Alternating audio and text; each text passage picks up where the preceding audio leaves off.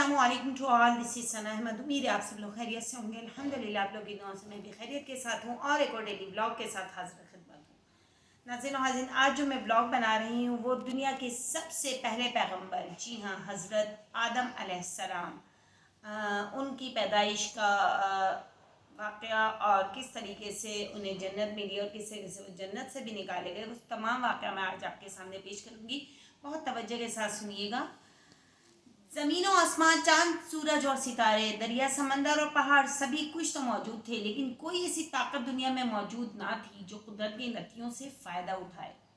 ज़मीन और समंदर का सीना चीरे और दरियाओं और पहाड़ों को उबूर करे, सूरज और चांद से आंखें मिलाए और सितारों से आंख मचोली खेले, क्योंकि इस वसी और अरीज कुर्रे अर्श पर कहीं कोई आबादी ना थी और दुनिया सुनी पड़ी हुई थी इन सब चीज़ों के होने मगर एक इंसान के ना होने से इस दुनिया में कोई दिलचस्पी और खूबसूरती ना थी।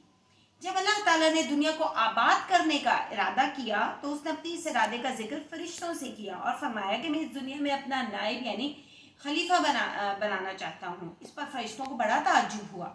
उन्होंने अर्ज़ की कि ए अल्लाह ताला, हम तेरी इबादत करते हैं, तेरी हम्द सना के गीत गाते हैं, तो तू ऐसे इंसान को पैदा करना चाहता है जो दुनिया में फितना और फसाद बर्पा करे, खूनरेज़ी फैलाए। अल्लाह ताला ने फरमाया, जो मैं जानता हूँ वो तुम नहीं जानते। फरिश्तों ने एतराफ़ आजिज़ किया और खामोश हो गए।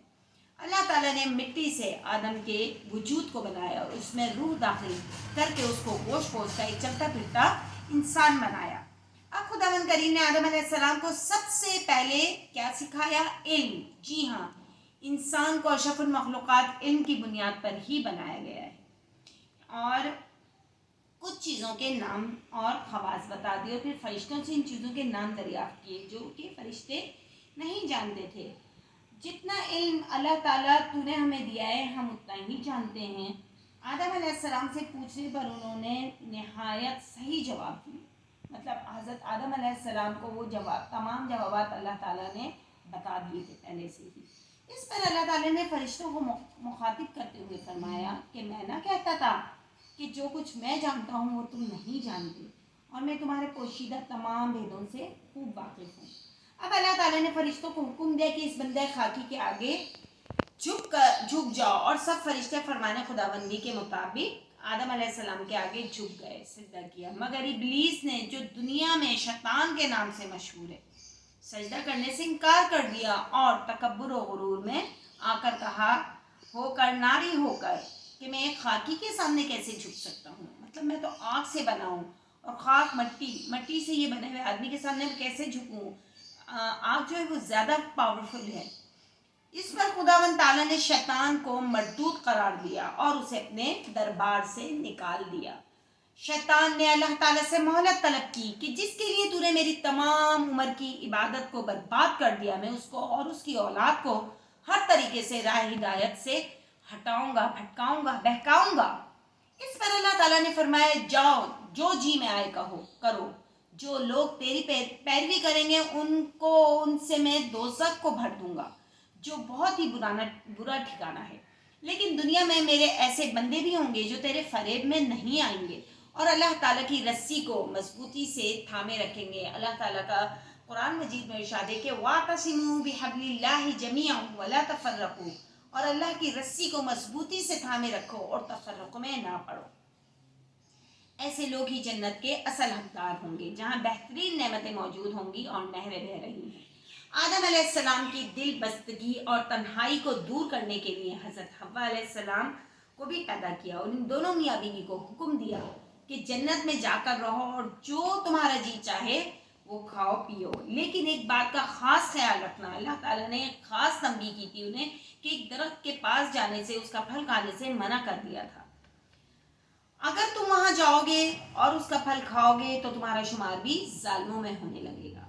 आदम अलैहिस्सलाम और हव्वा अलैहिस्सलाम बड़े सुख, चैन और मज़े से जन्नत में दाखिल होकर ज़िंदगी गुजर बसर करने लगी। वो जन्नत जिसके मुतालिक अल्लाह ताला फरमाता है कि इसमें राहत ही राहत है, यहाँ कोई दुख और तकलीफ नहीं, उसके नीचे नहरें बहती हैं।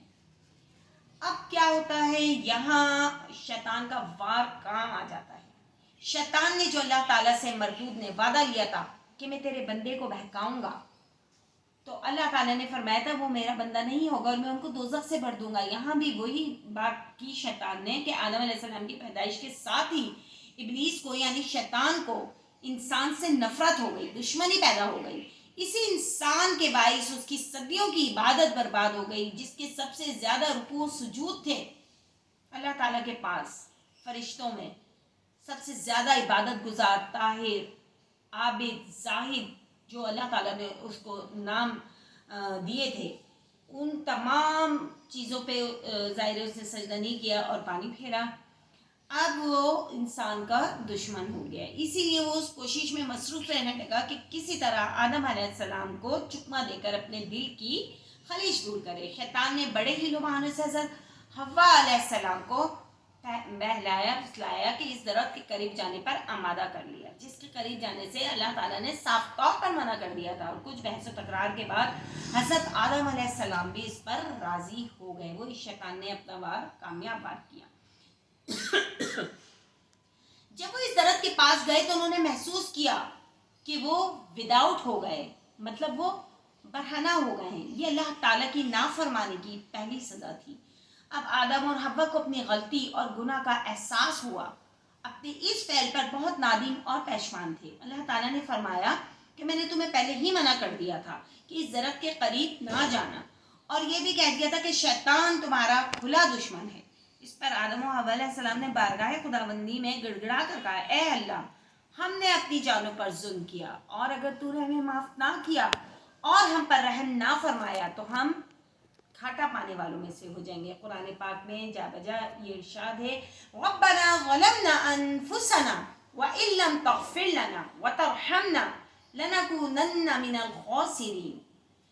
اللہ تعالیٰ نے فرمایا اب تم جنت سے نکل جاؤ اور زمین پر جا کر رہو, تمہیں ایک مقررہ مدت تک کے لیے بھیجا جاتا ہے, اس کے بعد پھر لوٹائے جاؤ گے اور تم ایک دوسرے کے دشمن رہو گے. اب اللہ تعالیٰ نے آدم اور حوا کو دنیا پر اتار دیا, لیکن وہ ایک دوسرے سے بہت دور تھے. مدتوں وہ اکیلے دنیا میں حیران و پریشان بھٹکتے رہے. آخر آدم علیہ السلام نے بارگاہ خداوندی میں بڑی ہی عاجزی سے اپنے گناہوں کا اعتراف کیا, معافی مانگی. اور اللہ تعالیٰ کی رحمت کیسے جوش میں نہیں آتی, اللہ تعالیٰ کی رحمت جوش میں آئی اور حضرت آدم علیہ السلام کی توبہ قبول ہو گئی, اور پھر حضرت حوا علیہ السلام کو حضرت آدم علیہ السلام سے دوبارہ ملا دیا گیا.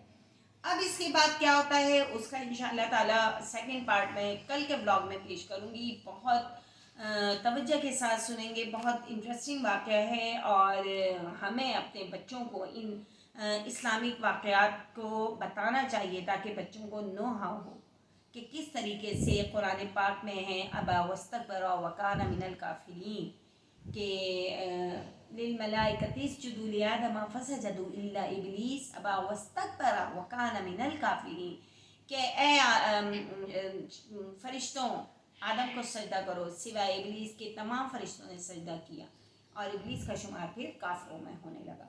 تو انشاءاللہ تعالیٰ آگے اس سلسلے کو کل میں دوبارہ بڑھاؤں گی. آگے کی اور بھی باتیں بڑی انٹرسٹنگ اور بہت زیادہ معلوماتی ہیں, تو کل میرے ساتھ دوبارہ جوائن کیجیے گا. ٹل دین اللہ حافظ. السلام علیکم ورحمۃ اللہ وبرکاتہ.